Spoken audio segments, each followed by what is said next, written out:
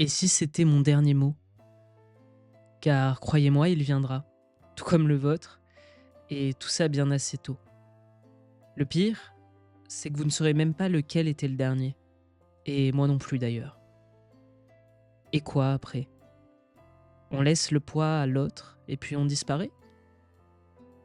Quand chaque syllabe peut être la dernière, que chaque silence peut faire office de dernier mot, à quoi bon s'encombrer d'une quelconque pesanteur? Depuis petit, j'ai toujours eu peur de ça, du dernier mot qui fâche, de la syllabe qui blesse, et puis plus rien après.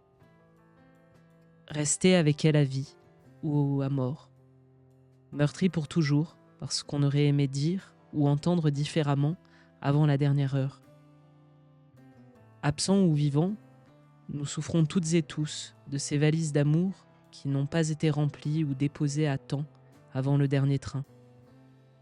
Pour conjurer le sort, j'ai pris l'habitude de griffonner des mots, partout et tout le temps, posés sur des draps pliés, sur la table du petit déjeuner, près d'une lampe de chevet, glissée entre les pages d'un livre, je sème des graines d'amour et de remerciement sur mon passage.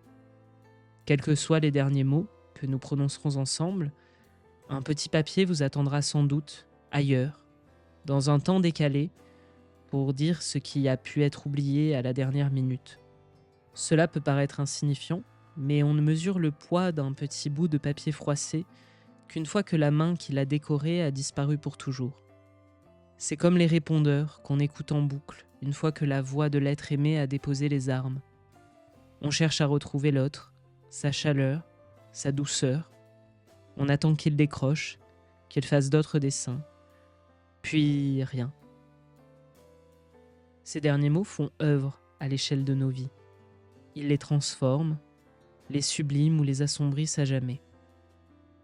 Mais il ne faut pas oublier que parfois, ils nous ont malencontreusement été arrachés par la mort et son hasard. Il faut alors parvenir à se pardonner et à pardonner à l'autre pour les couteaux lancés lors du dernier moment. En effet, il ne savait rien du vide et vous non plus. C'est pour ça que j'écris avant chaque départ. C'est pour ne pas me faire voler mes derniers mots. Pour pouvoir dire face à l'éternité, merci pour les temps partagés, pardonne-moi pour ceux qu'on a gâchés, et je t'aime pour tout ce que tu es.